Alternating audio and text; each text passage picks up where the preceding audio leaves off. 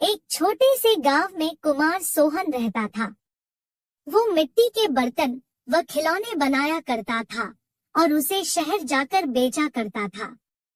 कभी कभी उसके 2-4 खिलौने बिकते तो कभी वो भी नहीं। जैसे तैसे उसका गुजारा चल रहा था। एक दिन उसकी बीवी शीला बोली, सुनो जी, क्यों न शहर जाकर कोई नौकरी ही कर लो। नौकरी करोगे तो महीने के अंत में कुछ धन तो आएगा।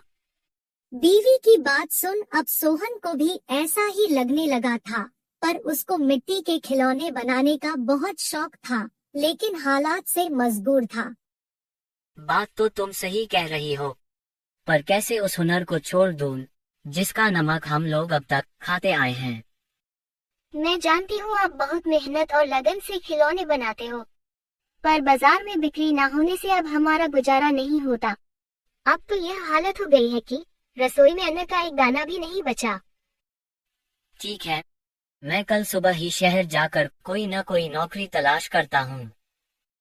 अगले दिन वो शहर के लिए रवाना हो गया और एक व्यापारी के पास वह नौकरी करने लगा।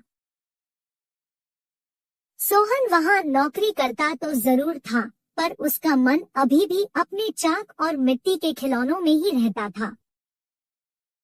समय बीतता गया। एक दिन शहर में जहाँ वह काम करता था, उस मालिक के घर पर उसके बेटे निखिल का जन्मदिन था। सब महंगे महंगे तोहफे लेकर आए। सोहन ने सोचा, क्यों ना मैं मिट्टी का खिलौना बनाऊं और बच्चे के लिए लेकर जाऊं। वैसे भी हम गरीबों का तोहफा कौन देखता है। यह सोचकर वह मिट्टी का खिलौना बनाया और बनाकर जन्मदिन पर ले गया। जब दावत खत्म हुई तो निखिल की नजर उस मिट्टी के खिलौने पर पड़ी। उसे वो हाथ में उठा लिया और खुश होकर और भी बच्चों को दिखाने लगा। खिलौना सभी बच्चों को बहुत पसंद आया और जिद करने लगे कि उनको भी वैसा ही खिलौना चाहिए।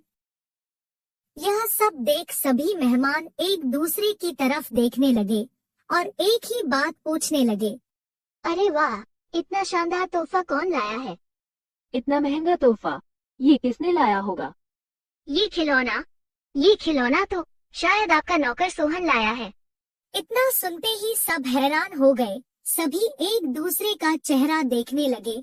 तभी मालिक बोला, सोहन तो बहुत गरीब है, इतना महंगा खिलौना कहाँ से ला सकता है? हाँ, मैंने देखा है, ये खिलौना सोहन ही लाया है। ठीक है, सोहन को बुलाओ, उससे पूछो कि ये खिलौना वह कहाँ से खरीदा है। वहाँ सोहन आता है और सब उसी के तरफ देखते हैं। वह माहौल देखकर हैरान हो जाता है। मुझसे क्या गलती हुई, सब मुझे ही घूर रहे हैं।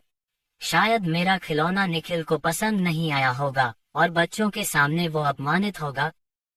कोई बात नहीं, मैं माफी मांग लूंगा। मालिक, क्या आपने मुझे बुलाया?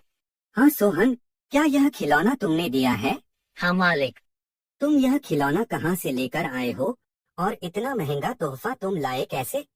इतना सुन सोहन मन ही मन खुश होता है और मुस्कुराते हुए बोलता है, माफ कीजिएगा मालिक, ये कोई महंगा तोहफा नहीं है, यह मैंने खुद बनाया है। गांव में यही खिलौना बनाकर मैं अपने परिवार का गुजारा करता था, लेकिन इससे अब घर नहीं चलता, इसलिए आपके यहाँ नौकरी करने आया हूँ। अरे वाह, तुम क्या अभी है खिलौना बना सकते हो?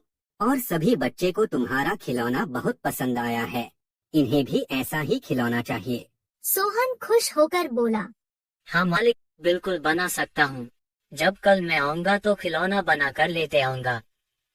अगले दिन सोहन ने शानदार रंग बिरंगे खिलौने बना कर दिए। यह देख मालिक ने सोचा, क्यों ना मैं खिलौने का भी व्यापार करूं। वह अपने बीवी से बोला, सुनीता, सोहन खिलौना बहुत अच्छा बनाता है, उसे खिलौना बनवाकर शहर में उसका भी व्यापार कर लें। उसे सोहन को उसके मनपसंद का काम भी मिल जाएगा और उससे अच्छी तनख्वाह भी मिल जाएगी, साथ ही साथ एक मोटी रकम हम भी कमा लेंगे। ये तो अच्छा विचार है जी। यह सोच मालिक ने सोहन को खिलौना बनाने के काम पर लगा दिया और बदले में हर महीने अच्छी खासी तनख्वाह देने लगा और रहने को घर भी दिया। यह सब पाकर सोहन और उसका परिवार बहुत खुश हो गया और सोहन को उसके मनपसंद का काम भी मिल गया।